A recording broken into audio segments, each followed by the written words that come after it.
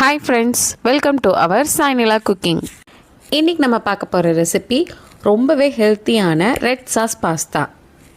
இந்த பாஸ்தாவை டயட்டில் இருக்கிறவங்க கூட சாப்பிட்லாம், எந்த கில்ட்டும் வேண்டாம்.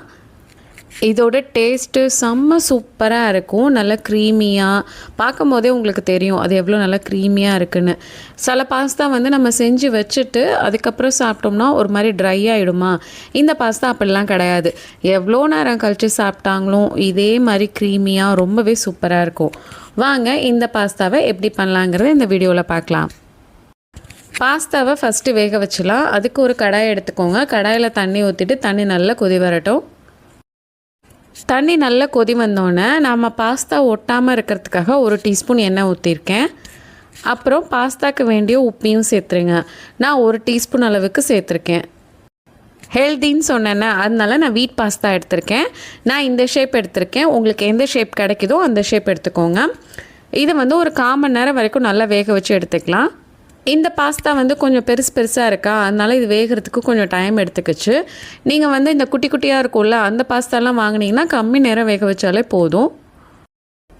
இப்போ பாருங்கள், நம்ம பாஸ்தா நல்லாவே வெந்துடுச்சு. உங்களுக்கு பார்த்தாலே நல்லா தெரியும்.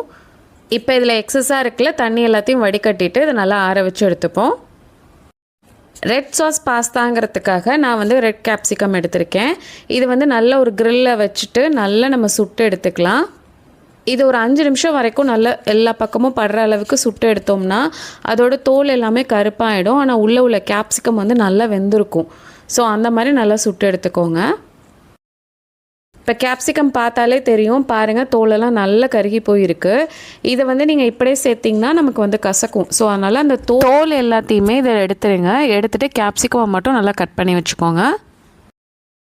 இப்போ ஒரு கடாய் எடுத்துக்கோங்க. அதில் கொஞ்சோண்டு எண்ணெய் ஊற்றிக்கோங்க. 2 தக்காளியை இது மாதிரி 2ஆக கட் பண்ணி வச்சுருக்கேன். அதை இதில் சேர்த்துட்டு நம்ம நல்லா ரோஸ்ட் பண்ண போகிறோம். அதுலேயே ஒரு 6 பூண்டையும் சேர்த்துக்கோங்க. இதுக்கு நமக்கு ரொம்ப நேரம் ஆகாது. ஒரு 3 நிமிஷம் வரைக்கும் வதக்கினாலே போதும். சூப்பராக பூண்டும் தக்காளியும் வதங்கிடும். உங்களுக்கு டைம் இருந்துச்சுன்னா நம்ம கேப்சிகம் சுட்டோம் பார்த்தீங்களா, அதே மாதிரியே இந்த தக்காளியும் பூண்டையும் நீங்கள் சுட்டுக்கோங்க. கேப்சிகமை சுடுறதுக்கெலாம் எனக்கு டைம் இல்லை அப்படின்னிங்கன்னா கேப்சிகமையும் இது மாதிரி கட் பண்ணி நம்ம இதில் போட்டு ஃப்ரை பண்ணிக்கலாம். ஆனால் அந்த மாதிரி சுடும்போது ஒரு ஸ்மெல் வரும் பார்த்தீங்களா, அது எனக்கு ரொம்ப பிடிக்கும். அதனால் நான் அந்த மாதிரி சுட்டுருக்கேன். தக்காளி சுடுறதுக்கெலாம் டைம் இல்லை, அதனால் சரின்னு அதை ஸ்கிப் பண்ணிட்டேன். இப்போ பாருங்கள், நம்ம தக்காளியும் பூண்டும் நல்லா வதங்கிடுச்சு. இப்போ நம்ம ஸ்டவ் ஆஃப் பண்ணிவிட்டு இதை நல்லா ஆற வச்சு எடுத்துக்கலாம்.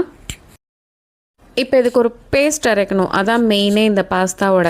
அதுக்கு மிக்ஸி ஜார் எடுத்துக்கோங்க. நம்ம தக்காளியை வதக்கி வச்சுருக்கோம்ல அதை தோல் எடுத்துட்டு தக்காளியை மட்டும் சேர்த்துக்கோங்க. நம்ம வதக்கி வச்சுருக்கோம்ல பூண்டு அதையும் சேர்த்துடுங்க. நம்ம ரோஸ்ட் பண்ணோம்ல கேப்சிகம் அதையும் இப்படி மாதிரி க்ளீன் பண்ணிவிட்டு இது மாதிரி கட் பண்ணி வச்சுருக்கேன். அதையும் இதில் சேர்த்துக்கோங்க. ப்ரோட்டீனுக்காக பன்னீர் ஒரு 100 கிராம் சேர்த்துருக்கேன். இது எல்லாமே அரைக்கிறதுக்காக ஒரு 2 டேபிள் ஸ்பூன் அளவுக்கு பால் ஊற்றிருக்கேன். இப்போ இதை மூடி போட்டு நல்ல ஃபைன் பேஸ்ட்டாக, முடிஞ்ச அளவுக்கு ஃபைன் பேஸ்ட்டாக அரைச்சி எடுத்துகிட்டு வந்துக்கோங்க. அப்போ தான் நமக்கு சாப்பிட்றதுக்கு நல்லாயிருக்கும். இந்த மாதிரி நல்ல பேஸ்ட்டாக அரைச்சி வச்சுக்கோங்க. இப்போ அதே கடாய் எடுத்துக்கோங்க. அதில் 2 டேபிள் ஸ்பூன் அளவுக்கு வெண்ணெய் விட்டுருங்க. இப்போ நம்ம அரைச்சி வச்சுருக்கோம்ல அந்த தக்காளி பேஸ்ட்டு அதை இதில் சேர்த்துடுங்க. இது நல்லா திக்காக இருக்கும். அதனால் உங்களுக்கு எந்த அளவுக்கு வேணுமோ அந்தளவு தண்ணி ஊற்றி அட்ஜஸ்ட் பண்ணிக்கோங்க. இது ஒரு 2 நிமிஷம் அப்படியே நல்லா குக் பண்ணிக்கோங்க. ஓரிகானோ 1 டீஸ்பூன் சேர்த்துக்கோங்க. சில்லி ஃப்ளேக்ஸ் 1 டீஸ்பூன் சேர்த்துக்கோங்க. மிளகுத்தூள் 1 டீஸ்பூன். எல்லாத்தையும் சேர்த்து நல்லா மிக்ஸ் பண்ணிவிடுங்க. இந்த சாஸுக்கு தேவையான அளவு உப்பு சேர்த்துக்கோங்க. ஆல்ரெடி நம்ம பாஸ்தாவில் சேர்த்துருக்கோம். ஸோ அதனால் பார்த்து சேர்த்துக்கோங்க. ஒரே ஒரு சீஸ் ஸ்லைஸ் சேர்த்துருக்கேன். இது ஆப்ஷனல் தான், உங்களுக்கு வேணான்னா நீங்கள் கண்டிப்பாக ஸ்கிப் பண்ணிக்கலாம். அவ்வளோதான், நம்மளோட சாஸ் சூப்பராக ரெடி ஆகிடுச்சு. இப்போ நம்ம ரெடி பண்ணி வச்சுருக்கோம்ல, வேக வச்சு வச்சுருக்கோம்ல பாஸ்தா, அதை இதில் சேர்த்துக்கோங்க. சேர்த்துட்டு நல்லா மிக்ஸ் பண்ணி விடுங்க. எனக்கு ரொம்பவே திக்காக இருக்குது, அதனால் கொஞ்சம் பால் சேர்த்து நல்லா மிக்ஸ் பண்ண போகிறேன். பாஸ்தானாலே எனக்கு கண்டிப்பாக கார்ன் இருக்கணும், அதனால் வேக வச்ச ஸ்வீட் கார்ன் நான் சேர்த்துருக்கேன். இது எல்லாத்தையும் நல்லா மிக்ஸ் பண்ணி விட்டுருங்க. அவ்வளோதான், நம்மளோட சூப்பரான ரொம்பவே டேஸ்டியான ஹெல்தி பாஸ்தா ரெடி ஆகிடுச்சு. பார்த்தீங்களா எவ்வளோ ஹெல்த்தியான பாஸ்தான்னு. ஒரே ஒரு சீஸ் ஸ்லைஸ் தான் சேர்த்துருக்கேன், அதுவும் வேணான்னா பரவாயில்ல, நீங்கள் ஸ்கிப் பண்ணிக்கோங்க. ஆனால் டேஸ்ட்டு செம்ம சூப்பராக இருந்தது. நல்லா க்ரீமியாக சாப்பிட்றதுக்கு ரொம்ப நல்லா இருந்தது. நம்ம நார்மலாக பாஸ்தா செஞ்சு சாப்பிடுவோம்ல, அதே மாதிரி தான் இருந்துச்சு. இதை நீங்கள் மில்லட் பாஸ்தாவில் கூட ட்ரை பண்ணி பார்க்கலாம், அதுவும் சூப்பராக இருக்கும்.